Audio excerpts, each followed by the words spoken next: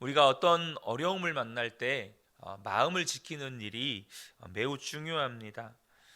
왜냐하면 어려움을 만난 이후에 바로 따라오는 마귀의 미혹의 소리가 있기 때문입니다.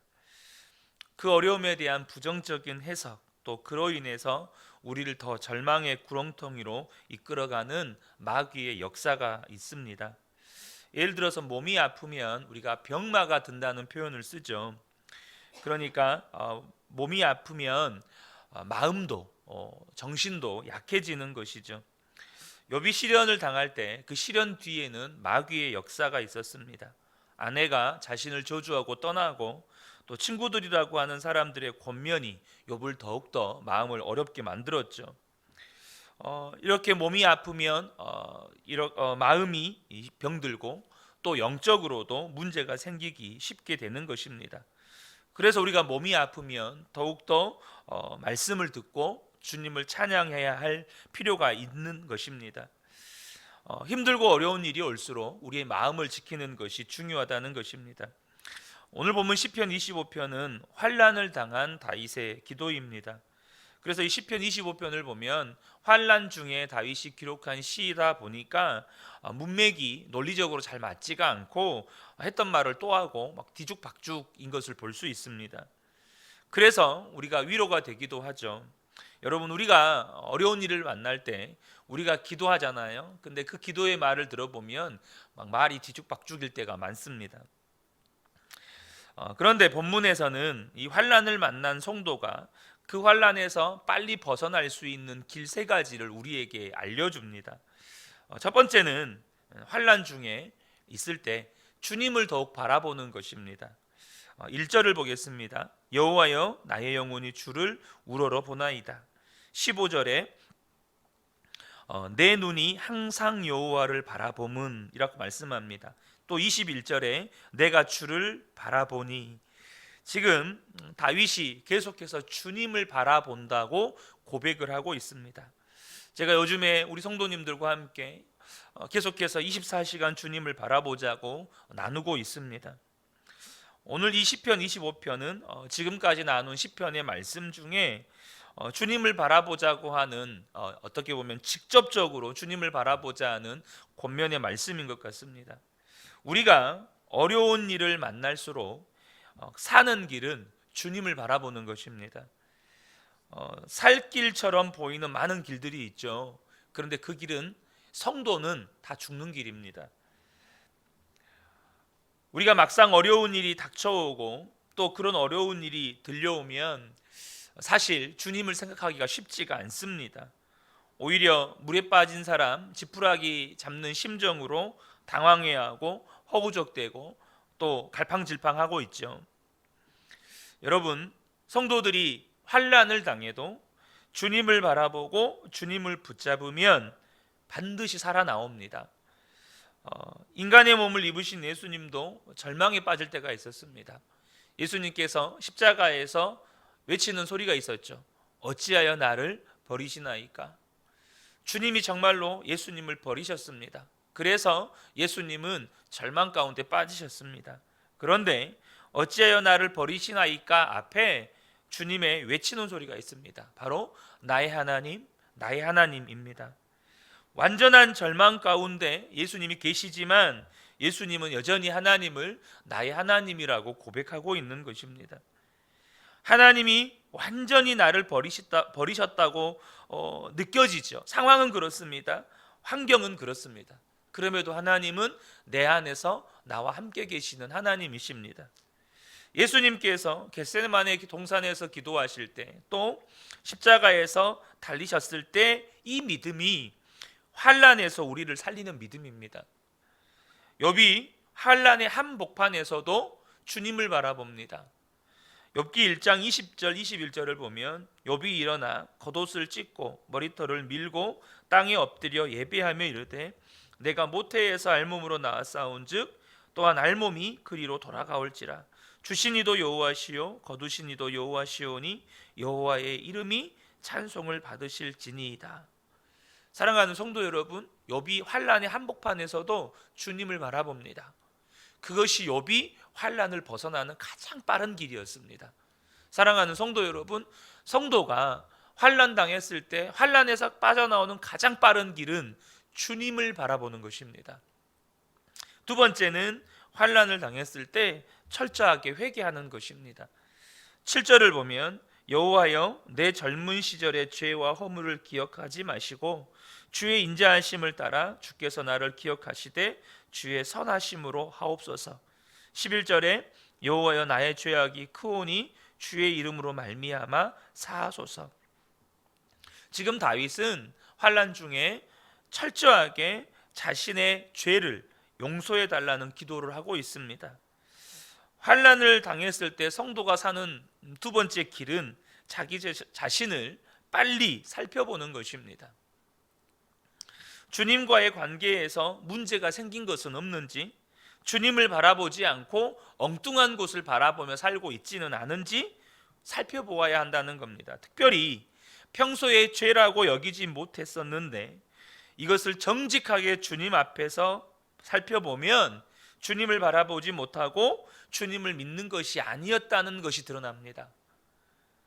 여러분, 왜 우리는 주님을 바라보며 사는 것이 그렇게 힘이 듭니까? 여전히 우리의 시선은 주님이 아니라 다른 곳을 향하고 있고 그러다 넘어지고 무너지느냐는 것입니다. 그렇게 믿음이 좋았던 다윗도 한눈 판 적이 있죠.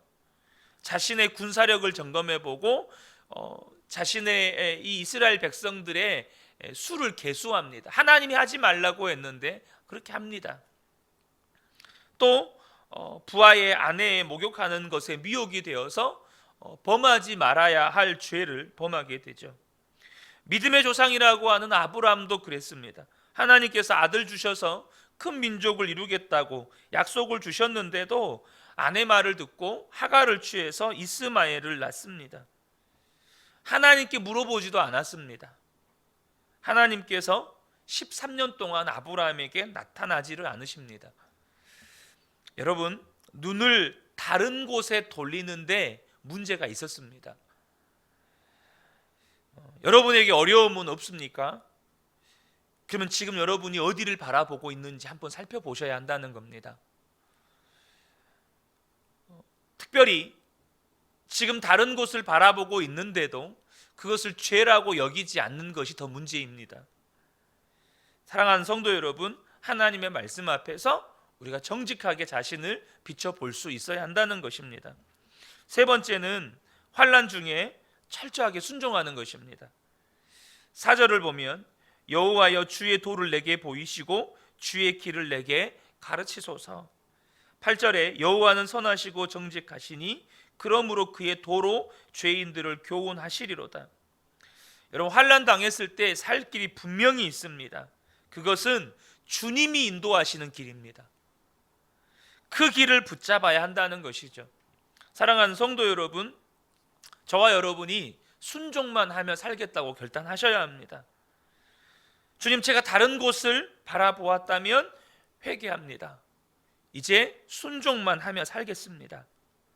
여러분, 평안할 때는 순종하는 것이 힘들고 어려워 보이고 때로는 그 순종하는 길이 말도 안 돼 보입니다. 그런데요, 환난을 당하면 순종이 구원의 길인 것이 보입니다. 순종이 가장 복 있는 길이고 나를 모든 환난에서 건지는 가장 빠른 길임을 알게 됩니다. 여러분, 주님이 말씀하시면 그대로 하면 되는 것입니다. 더 이상 두려워하지 않고 염려하지 않고 모든 짐 주님께 맡기고 순종만 하며 사는 것입니다. 여러분, 인생 가운데 기가 막힌 환난을 경험해 본 분들이 계시다면 이 말이 무슨 말인지를 아실 겁니다. 평안할 때는 순종이 그렇게 힘든 길로 보이는데요, 정말 기가 막힌 웅덩이에 빠졌을 때는 순종만이 살 길인 게 보입니다. 허드슨 테일러 선교사님이 중국 선교사로 사역하시다가 너무 스트레스로 쓰러지셨던 적이 있었습니다. 그때 선교사님을 일어나게 했던 말씀이 요한복음 15장 5절 말씀입니다. 나는 포도나무요 너희는 가지다. 그때 선교사님의 눈이 열린 겁니다. 그렇구나, 예수님은 포도나무시고 나는 가지면 내가 걱정할 필요가 없구나. 내가 그동안 괜히 걱정하고 스트레스 받고 살았네. 내가 괜히 두려워하고 살았네. 이제 주님께 다 맡기고 주님이 하라는 대로 하고 나는 그저 찬송하고 기뻐하고 감사하면서 사랑하면서 살면 되는구나. 그렇게 해서 선교사님이 자리에서 일어났습니다. 여러분, 예수 믿고 사는 건 이런 겁니다. 환난을 당했을 때 여러분, 예수님을 믿는 것이 얼마나 놀라운 일인지가 드러나는 겁니다. 내가 그렇게 죽을 문제라고 여겼던 것, 내가 그렇게 고통스럽다고 여겼던 그 모든 문제, 환난들이 내가 지어야 될 문제가 아니라 주님께 맡겨야 될 문제인 것을 알게 됩니다. 그리고 내가 할 일은 그 짐은 다 주님께 맡기고 순종만 하며 사는 거죠. 여러분, 어거스틴이 한 번은 설교를 하려고 자기가 알지 못하던 지방으로 가게 되었습니다. 그런데 그 지방의 안내자 한 분이 그 지역을 잘 아는 분이었는데도 엉뚱한 마을로 인도해 버린 겁니다. 안내자도 너무 난감한 겁니다. 아니, 이게 무슨 일이지? 자기가 뻔히 아는 길을 놓치고 엉뚱한 마을에 있는 거예요. 그게 현대시대도 아니다 보니까 이미 이 마을에 도착해 놓으니까 그 설교할 마을로 갈 수가 없는 겁니다. 그래서 어쩔 수 없이 이제 그 마을에 하룻밤을 지내고 돌아왔습니다. 얼마나 난감합니까? 오늘 같은 날이면 빨리 총알 택시라도 불러서 가기도 하겠지만, 여러분, 설교자 입장에서 얼마나 이게 짜증이 나고 또 화가 나는 일입니까? 그런데 돌아와서 깜짝 놀랄 일을 알게 되었습니다.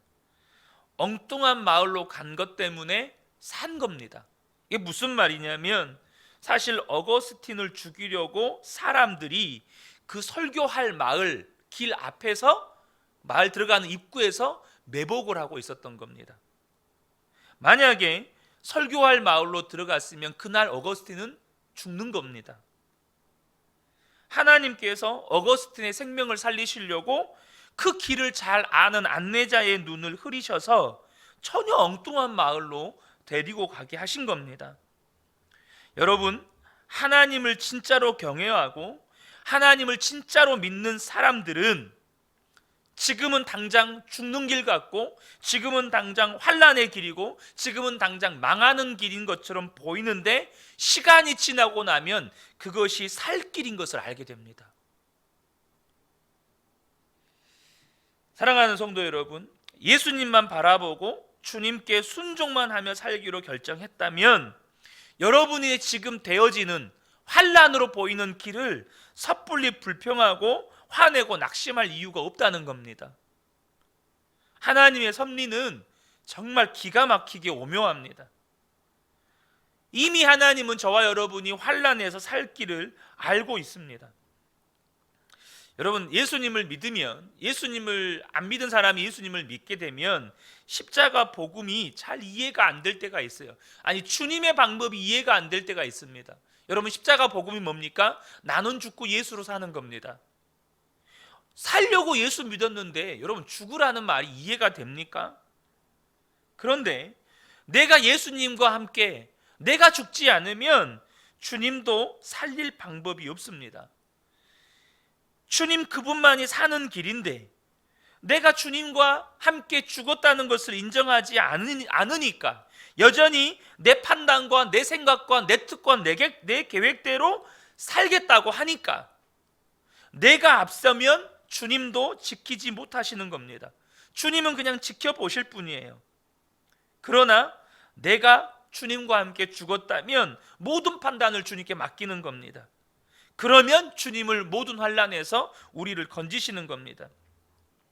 2004년에 지리산에서 초등학교 4학년 정희재라는 아이가 실종되었습니다. 이 아이가 아빠랑 함께 등산을 가는, 지리산 천왕봉 등산을 갔는데 이제 아빠 친구들하고 함께 가는 거죠. 그럼 등산을 하다 보면 이렇게 행렬이 길게 늘어지지 않습니까? 그러니까 이 아이가 아빠에게도 갔다가 아빠 친구에게도 갔다가 막 이렇게 왔다 갔다 하면서 이렇게 이제 등산을 한 겁니다. 그런데 내려오는 길에 이 아이가 아빠한테도 갔다가 또 아빠 친구에게도 갔다가 하니까 이 어른들이 잘 따라오겠거니 하고 그냥 계속 내려간 겁니다. 그러다가 이 아이는 길이 아닌 데로 들어서 버린 겁니다. 그러니까 뭐 길이 아닌 데로 자기 마음대로 가다 보니까 어떤 길로 왔는지도 모르고 막상 내려가 보니까 길이 없는 겁니다. 지리산 한복판에서. 이게 어떻게 된 겁니까? 근데 이 아이가 3일 만에 살아 내려왔습니다. 지리산에서 초등학교 4학년이 3일 만에 살아 내려온 거예요.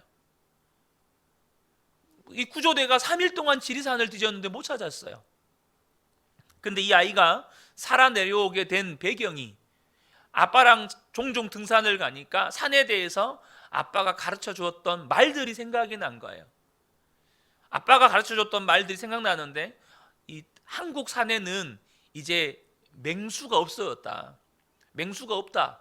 그러니까 한국의 산에 실종됐다, 조난됐다 하더라도 맹수에게 잡아먹힐 일은 없다. 그러니까 이 아이가 일단은 내가 맹수에게 잡아먹힐 일은 없겠구나, 이걸 떠올린 거예요. 안심을 한 거예요. 두 번째는 비를 맞고 잠이 들면 체온이 떨어져서 죽는다. 근데 이 3일 동안에 비가 왔어요. 그러니까 이 아이가 이제 침낭이 있어서 침낭 안에 들어갔는데 잠에 안 들려고 엄청나게 몸부림쳤다는 거예요. 왜? 잠들면 체온 떨어져서 죽으니까. 그리고 세 번째로 혹시 산에서 길을 잃어버리면 물소리가 나는 곳을 찾아가라. 그리고 그 물길을 따라서 아래로 내려가면 사람 사는 데가 나온다. 그러니까 이 아이가 물소리를 찾아 헤맨 거예요. 결국 찾았어요. 그리고 이 물소리를 따라서, 이 물길을 따라서 아래로 내려갔더니 민가가 나온 거예요. 여러분, 이 아이가 뭐 한 겁니까? 아버지 말 듣고 아버지 말만 따라간 겁니다. 그래서 산 겁니다. 여러분, 그런데 왜 우리가 주님을 보려고 하면 믿음이 안 생길까요? 주님을 바라보려는 믿음이 안 생길까요? 여러분, 다윗이 왜 주님을 바라볼 수 있었을까요? 주님과 오랫동안 동행했기 때문이에요. 주님과 오랫동안 동행했기 때문에 그 환난 중에서도 주님을 바라보려는 믿음이 생긴 겁니다. 6절에 보면 여호와여 주의 긍휼하심과 인자하심이 영원부터 있었사오니 주여 이것들을 기억하옵소서. 주의 긍휼하심과 인자하심을 다윗은 영원부터, 다른 성경에 보면 오랜동안, 오래전부터 이렇게 표현이 되어 있어요. 그러니까 다윗은 오랫동안 주님과 함께 동행한 경험이 있었던 거예요. 주님과 교제했던 경험이 있었던 겁니다. 하나님이 나와 함께 계시고 하나님이 나를 사랑하시고 하나님이 언제나 나를 긍휼히 여기셨다, 이것을 아는 거예요. 그러니까 환난 중에도 주님을 바라볼 수 있었던 믿음이 생겼던 겁니다. 우리가 24시간 주님을 바라보는 훈련을 해야 하는 이유가 여기에 있는 거예요. 여러분, 14절에 여호와의 친밀하심이 그를 경외하는 자들에게 있으며 그의 언약을 그들에게 보이시리로다. 이 번역을, 표준 세 번역을 보면 주님은 주님을 경외하는 사람과 의논하신대요. 의논하신대요. 사랑하는 성도 여러분, 저와 여러분이 주님을 바라보는 일이 너무 중요합니다. 하나님의 인도하심을 받는 가장 빠른 길이요, 환난에서 벗어나는 가장 빠른 길입니다. 이 새벽에 오신 우리 모든 성도님들이 환난 중에 있거나 혹 환난을 만나게 되었을 때 이 말씀을 꼭 기억하셨으면 좋겠습니다. 주님을 바라보고 내가 회개해야 될 것이 없는지 돌아보고 회개하고 그리고 순종하는 것, 그때 가장 빨리 환난에서 벗어나는 겁니다. 이 새벽에 오시는 모든 성도님들께 이 말씀의 은혜가 함께 하시기를 주님의 이름으로 축복합니다. 아멘.